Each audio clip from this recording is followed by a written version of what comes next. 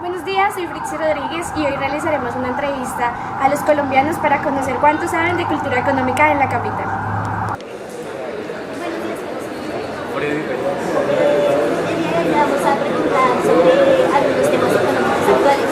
¿Qué opinas sobre la nueva reforma tributaria? Bueno, el primer término, la analítica, me parece muy lesiva para el interés de todos los colombianos, ¿cierto? Porque pues grabar la canasta familiar en su totalidad con el IVA es darle un golpe muy fuerte, sobre todo a unos sectores de lo que llamamos clase media, que en realidad en Colombia no hay una clase media, ¿cierto? Es una clasificación que uno debería problematizar. Y es un golpe fuerte y que sin duda alguna, si llegara a pasar, va a restringir de manera muy fuerte el consumo y la demanda. Y eso podría llegar a derivar en años venideros una fuerte recesión económica, porque es que la economía se mueve a partir de la demanda. Si a ti te suben el IVA de productos básicos como la papa, el pollo, el tomate, pues el asunto es muy simple. Si antes comprabas 2.000 pesos de tomate, entonces ya no puedes comprar 2.000, sino tienes que comprar 500 o tienes que comprar 1.000. E incluso, y esto es lo interesante cuando uno lo económico lo pone en diálogo con otras áreas, hay sectores de la salud que están señalando que efectivamente la reforma tributaria puede llegar a aumentar asuntos alimenticios, o sea, que habrá población literalmente que va a empezar a aguantar hambre, porque simplemente no le va a dar el dinero para poder comprar lo que hoy en día pueden llegar a comprar. Bueno, muchísimas gracias. Buenos días, ¿su nombre es? Pablo González. Bueno, te voy a hacer una pregunta de qué tan actualizado estás con la situación económica del país. Entonces quería saber qué sabes de la economía naranja. Bueno, la economía naranja se básicamente que es como una especie de apuesta por la generación de valor agregado en emprendimientos empresariales que tengan que ver con el turismo, la gastronomía, usando las nuevas tecnologías para generar esos valores agregados. En lo personal me parece que es como en un sentido muy abstracto, como una economía muy abstracta en la que la gente, sobre todo los jóvenes, creativamente generan valor agregado en actividades comerciales que puedan hacer buen uso de las nuevas tecnologías de la información y las comunicaciones. Vale, muchas gracias. Buenos días, ¿cómo está? ¿Su nombre es? Buenos días, Francisco. Señor Francisco, estamos realizando una entrevista para ver cuánto saben los colombianos de cultura económica. Entonces mi pregunta es, ¿cómo ve usted el sector del empleo? El empleo, estamos graves de empleo, hay un alto desempleo en el país. Las políticas que se están adoptando no creo que sean favorables para disminuir el empleo, ya que pues, la propuesta es favorecer a las empresas para que hagan más empleo bajando el impuesto. Pero yo pienso que en este momento la gente, lo que está pasando es que con el costo de vida las personas están necesitando tener más de un empleo. Entonces hay muchas personas tomando 3, 4 empleos y disminuyendo la posibilidad de empleo para otros. Bueno, muchísimas gracias. Buenos días. Buenos días. ¿Cuál es tu nombre? Mi nombre es Luis. Luis, te voy a hacer una pregunta sobre cultura económica. Dime qué piensas sobre el sector del empleo. Bueno, actualmente siento que el sector de empleo en el país está en un déficit malísimo. Sin embargo, ahorita después de la presidencia de Duque, siento que va a implementar muchas estrategias debido a que quiere implementar el modelo de emprendimiento y siento que el país puede mejorar en el sector de empleo. Gracias. Hola, buenas tardes. ¿Cuál es tu nombre? Alejandra. Hola Alejandra, te voy a hacer una pregunta. ¿Qué piensas de la economía naranja? Bueno, creo que es una importante improvisación que se hace desde los jóvenes y desde el emprendimiento, ya que por la parte cultural, por la parte tecnológica, ayuda a masificar la economía y no solamente dejarla en la parte agrícola o en la parte científica, sino que permite que los nuevos descubrimientos de música, de actuación, no sé qué más se podría abarcar en ese aspecto, tengan como un auge importante. Aquí, por ejemplo, en Colombia y en Bogotá exactamente, se apropió el Coliseo para que estas nuevas tendencias tengan como auge ahorita en el país. Vale, muchas gracias. Quisiera hacer una pregunta sobre cómo ve el tema del empleo en el país.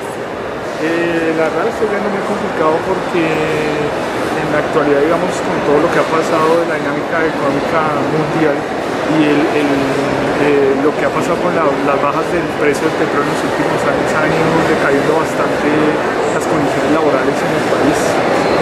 Se ve en el diario vivir que las compañías están rebajando costos, tanto el sector bancario, el sector educativo y todos esos lugares están siempre tratando de reducir costos y se están, digamos, reduciendo las plazas de empleo en el país. Entonces, digamos que desde el año 2015 para acá, pues yo personalmente estoy viendo esa dinámica del proceso.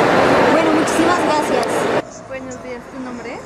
Andrés Ramírez. Bueno, quería hacerte una pregunta de tú. ¿Qué piensas con el aumento del IVA en la mayoría de la canasta familiar? Es algo complicado porque como el mínimo es tan poquito, entonces la gente no le alcanza muchas veces ni para los pasajes, entonces también le va obvio que también no va a poder comprar las cosas que siempre ha comprado en el supermercado, porque si no le alcanza para el pasaje, mucho menos para lo que le van a subir. Buenos días, ¿tu nombre es?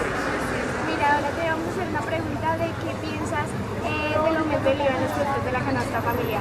Bueno, básicamente lo veo desde el punto de vista del bolsillo de las personas, de las cabezas de familia.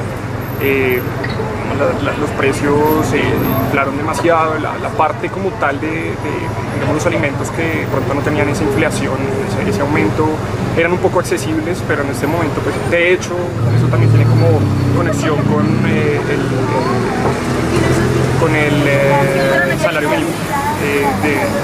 Yo creo que eso es una cuestión de que no alcanza como tal todo lo que es los temas de alimentación, pues porque a ver, lo que te decía, así como para desenvolver rápido, básicamente las personas que son cabezas de familia, las madres que son cabezas de familia, normalmente tienen entre 2 o 3 hijos, obviamente tienen que sustentar para la educación, para la alimentación, para mantenimiento escolar, y el hecho de que los alimentos suban tanto, pues obviamente deja como un poco inestable o inestable los bolsillos, el salario mínimo no alcanza. No sé si de pronto también puedo hablar un poquito de la educación, en los temas de las matrículas en este momento de los colegios, de las universidades. Muchas personas, muchos estudiantes que de hecho viven solos y ganan un salario mínimo no pueden tampoco sustentar como ese salario que les alcanza hasta fin de mes, alimentación. Básicamente, pues eso es lo que yo pues puedo decirte así como por encima. Buenas tardes. Buenas tardes. Quiero hacer unas preguntas sobre cultura económica. Cuéntame. ¿Cuál es tu nombre? Neila Lisa.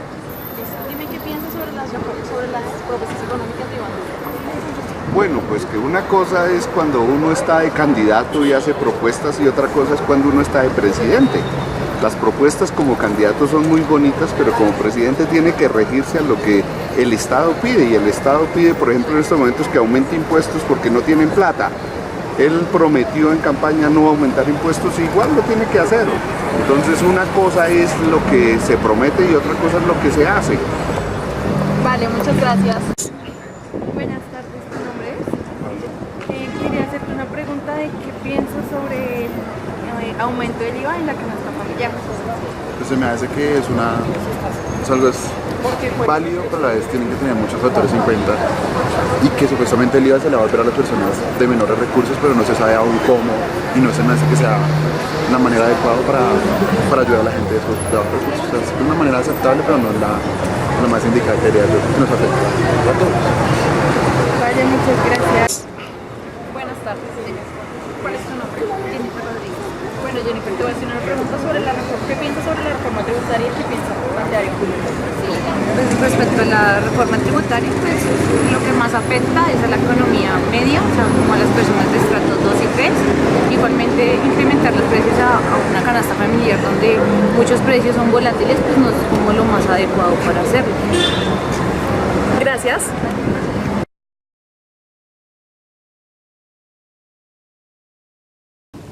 Bueno, buenas tardes. Mi nombre es Yesid Parra Vera. Actualmente soy el director de Inversiones y Finanzas Públicas del DNP. Yo tengo bajo mi responsabilidad pues, el manejo de toda la inversión pública del país, de todos los sectores, nivel de nación, territorio, por todas las fuentes. Soy economista con máster en economía y encantado de que me hayan invitado acá a responder unas interesantes preguntas y hablar de lo que me gusta, de la economía colombiana. Entonces, muy agradecido. Según el reporte de la situación del crédito en Colombia, en el tercer trimestre del 2018, en donde se presentó una disminución de la parte comercial y vivienda, ¿cómo puede afectar este aspecto al crecimiento económico del país? Bueno, si vemos la estructura del crédito en Colombia, la cartera hipotecaria y la cartera comercial tienen un peso muy importante. Entonces, si se disminuye este flujo de crédito en estos sectores, puede tener efectos adversos sobre el crecimiento económico, en términos de que los menores créditos hoy implican menores inversiones y obviamente una caída en la producción futura de estos sectores. También estos sectores tienen un importante peso dentro del PIB, sobre todo el sector vivienda. El sector vivienda se caracteriza por ser un sector que tiene un efecto multiplicador en la economía, es decir, un peso que uno invierta en vivienda tiene aproximadamente más de 1.5 veces un efecto sobre la generación de producción vía la industria, que el sector de vivienda demanda mucho, sobre todo la construcción de vivienda, demanda muchos insumos del sector de la construcción y del sector servicios. Entonces es un desafío para las autoridades de política económica en el país, para la autoridad monetaria, el Banco de la República. Ante esta disminución del crédito, ¿qué decisiones puede tomar en términos de las tasas de interés para frenar o no esta tendencia en la disminución del crédito? Obviamente, la decisión que tome el Banco Central, pues en términos de tasa de interés puede afectar también el comportamiento de la inflación, pero esas son las decisiones en torno a las cuales se mueve el Banco de la República. Bueno, muchísimas gracias. Bueno, mira, sabemos que el presidente Iván Duque es uno de los mayores promotores de la economía naranja en Colombia. ¿Usted qué tan efectiva considera que es la implementación de una economía naranja en el país? La economía naranja representa uno de esos nuevos sectores que están a la vanguardia del crecimiento económico a nivel mundial. ¿Qué es la economía naranja? Básicamente, los sectores asociados a los desarrollos culturales, a los desarrollos de emprendimiento, de innovación en el país. Ahorita, acá en el DNP, estamos trabajando en la construcción del Plan Nacional de Desarrollo 2018 y 2022, que implementa pues, el plan de gobierno con el cual fue elegido el presidente Duque.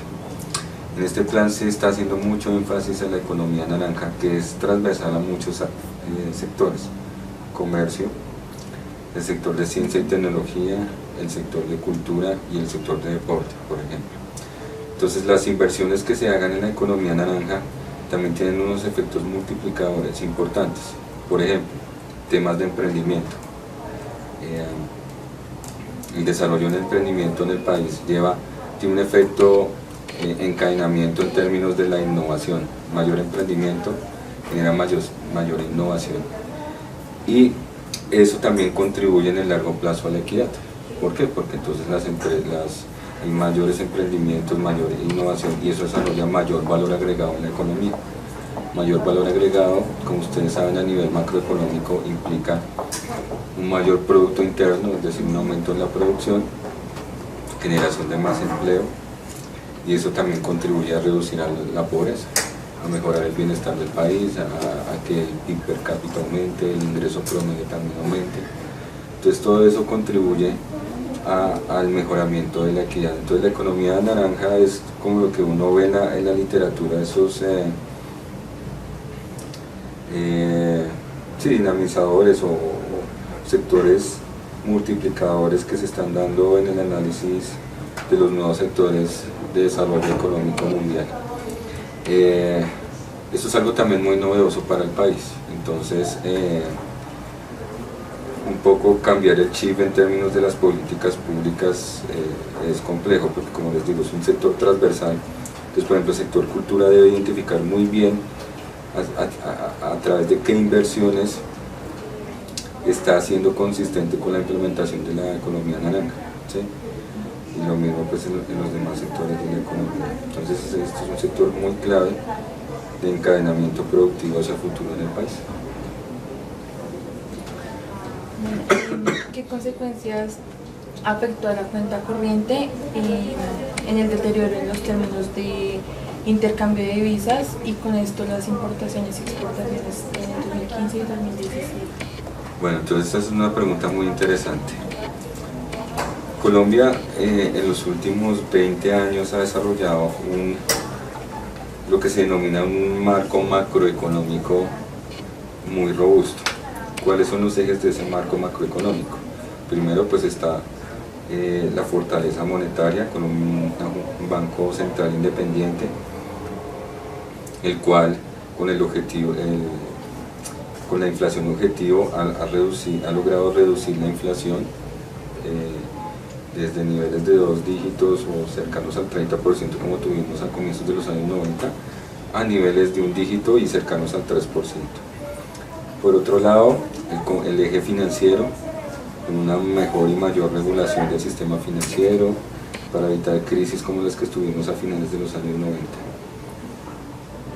90. El eje comercial o externo, con una tasa de cambio flexible. Las bondades de una tasa de cambio flexible es que permiten absorber de la mejor manera todos los choques externos sobre la economía colombiana. Y finalmente el componente fiscal, con la regla fiscal que estamos teniendo desde el año 2011. Entonces si uno ve ese nuevo marco macroeconómico que se dio en los últimos 20 años, le permitió a Colombia desarrollar algo que se denomina la resiliencia económica. Es decir, le permite a una economía absorber de una forma adecuada un choque externo sin que se produzca una recesión automáticamente. Eso es lo que pasó en el año 2014-2015. Colombia venía teniendo una dinámica positiva en gran parte asociada a los buenos términos de intercambio, es decir, al precio del petróleo alto. Y en 2014, cuando se cae abruptamente el precio del petróleo, eso implica un choque muy fuerte sobre la economía que pudo ser absorbida por este marco macroeconómico basado en estos 4 ejes. Obviamente eso no implicó que la economía no sintiera el choque. Obviamente teníamos un déficit en cuenta corriente que estaba alrededor del 3% del PIB. Con la caída en el precio del petróleo, el déficit se acercó a 6,5% del PIB en el año 2015, que es el déficit en cuenta corriente yo creo que más alto que ha tenido en la historia de la economía colombiana, y aún así no tuvimos una recesión. Y la cuenta corriente se fue ajustando en los últimos años, y este año estamos esperando cerrar con un déficit de 3% del PIB. Entonces, volviendo un poco al tema, la resiliencia de la economía nos permitió absorber ese choque de una forma gradual. Obviamente el déficit en cuenta corriente se aumentó, pero se ha venido cerrando. Y ese ajuste en la cuenta corriente, como ustedes ya lo están viendo en sus cursos de macroeconomía, realmente ese ajuste en la cuenta corriente afecta el balance de ahorro e inversión de la economía y puede afectar la dinámica del crecimiento económico. Obviamente hemos crecido menos en los últimos años, pero no hemos tenido una recesión. Yo creo que ese es el mejor testeo de la resiliencia de la economía, este choque y el ajuste en la cuenta corriente. Siguiendo con las políticas macroeconómicas, ¿qué decisión se espera que tome la Junta del Banco de la República respecto a las tasas de interés y la inflación? Bueno, esta pregunta muy interesante. Las preguntas de futurología son difíciles de contestar, pero recordemos que el Banco de la República tiene una responsabilidad muy importante, el control de la inflación. ¿Y cómo lo hace? A través de la implementación de la inflación objetivo. ¿Qué es la inflación objetivo? Una meta que el mercado y todos los agentes de la economía conocen, que es alcanzar una inflación entre 2 y 4%, un rango intermedio, un punto medio que es 3%. Es el compromiso del Banco de la República. Entonces, lo que evalúa el banco es qué factores externos pueden contribuir a que esa meta no se vaya a cumplir. Entonces, como ustedes también verán en sus cursos de macroeconomía, hay factores de oferta y de demanda que pueden afectar el comportamiento de la inflación. Factores de demanda, es decir, un incremento muy acelerado del crédito que lleve que la demanda agregada suba y tenga presiones inflacionarias. Como veíamos en la pregunta que me hacían al comienzo, la cartera hipotecaria y la cartera comercial están decreciendo, entonces por el lado de la oferta no estamos teniendo presiones sobre la inflación. Es decir, pareciera que la demanda agregada no tiene un crecimiento que pueda tener esa presión sobre los precios. Entonces, ¿qué factores de oferta tenemos? Principalmente los factores climáticos. Como Colombia todavía tiene un componente dentro de su inflación, dentro de la canasta como se mide en el IPC, el componente de alimentos es muy importante. Entonces, un fenómeno del niño que, si hay una expectativa del fenómeno del niño, eso puede tener consecuencias sobre el ciclo de cosechas y sobre el precio de los alimentos, que fue lo que pasó hace ya casi 3 años, a comienzos de 2016, cuando se dio ese fenómeno del niño muy largo, que incluso tuvimos que hacer pequeños racionamientos de energía. Eso afectó el ciclo de cosechas y la inflación, por ejemplo, lo que fue 2016, 2017 estuvo por fuera del rango meta. Entonces, como les digo, la Junta hace esa evaluación sobre la inflación objetivo y sobre eso toma sus decisiones de política monetaria. Entonces, muchos analistas están viendo que puede presentarse un fenómeno del niño en lo que queda de 2018 y comienzos de 2019 que puede afectar los precios el otro año. Entonces, lo que hace el Banco de la República es anticipar con sus decisiones de política monetaria ese efecto sobre la inflación. Entonces, lo que se puede esperar es que vía esa información que vaya recolectando pueda tender a que hacia 2019 la tasa de interés pueda subir. Por otro lado, aunque no es su principal objetivo, el Banco de la República también tiene efectos sobre el crecimiento económico en sus decisiones de política monetaria. La tasa de interés, si sube demasiado la tasa de interés, incrementa el precio del crédito, desincentiva el crédito y, como ya les expliqué antes, pues hay sectores que se pueden desacelerar. Entonces él tiene que balancear esos efectos, recordando que su principal objetivo es reducir la inflación. Entonces, expectativas sobre el comportamiento de la tasa de interés, yo creo que el banco será prudente en lo que es noviembre y diciembre de este año, pero evaluará el fenómeno del niño para comienzos de 2019. Si tiene que anticiparse, vuelvo y repito, y subir tasas de interés para que la inflación no vaya a subir. Teniendo en cuenta la depreciación de la tasa de cambio y por consiguiente el aumento de los precios en los productos importados, ¿hasta qué punto cree usted que se puede ver afectada la meta de la inflación fijada por el Banco de la República? Entonces, en macroeconomía, usted, no sé si ya habrán visto o verán que hay un fenómeno denominado el pass-through, que es ¿ya lo vieron?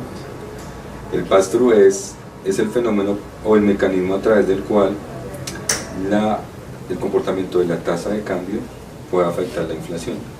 Eso es lo que, ese efecto o ese vaso comunicante de las variaciones de la tasa de cambio sobre la inflación es lo que se denomina el efecto pass-through. Entonces,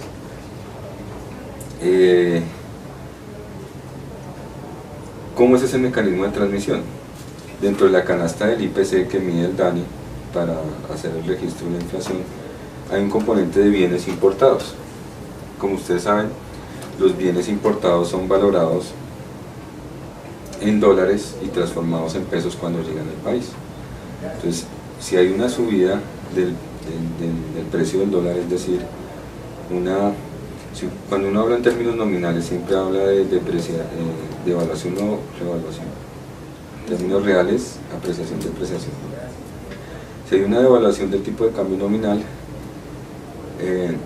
incrementa el precio en pesos de ese componente importado del IPC y puede tener efecto sobre el IPC total, o sea, incrementar.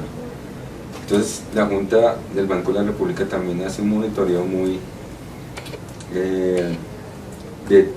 diario, digamos, del comportamiento de la tasa de cambio para evaluar los efectos del pass-through sobre la inflación. Entonces, llevamos 3 años, llevamos para casi 4 años, desde que cayeron los precios del petróleo abruptamente y la tasa de cambio empezó a subir. Estamos en niveles de 1800, 1900, hace 4 años. La caída del precio del petróleo implicó un incremento de la tasa de cambio que empezó en 1900, 2000. Hace 3 años, en noviembre de 2015, me acuerdo mucho, se pasó la barrera de los 3000. A comienzos de 2016, 3300, que muchos analistas estaban diciendo es que la tasa de cambio podía llegar a 4.000 pesos. Entonces, eso también contribuyó en 2016 a que la inflación se subiera. Teníamos el componente de oferta que les mencioné antes del ciclo de las cosechas, subir el precio de los alimentos y además el pass-through de la tasa de cambio. Entonces, esto es muy importante porque, como yo lo veo, el Banco de la República no quiere repetir la experiencia de 2016. Como les comentaba antes, muchos analistas están hablando de la posibilidad de un niño y la tasa de cambio, como sabemos, en los últimos 2 meses está volviendo a presentar una tendencia alcista. Estamos en niveles de 3.100 pesos por dólar, puede llegar a 3.200. Entonces, el efecto de la tasa de cambio sobre la inflación es muy importante y es algo que el Banco de la República seguirá monitoreando de nuevo. Si las expectativas de inflación empiezan a subir, el anticiparse y subir su tasa de interés. Vale, muchas gracias. Muchas gracias. Bueno, hasta luego.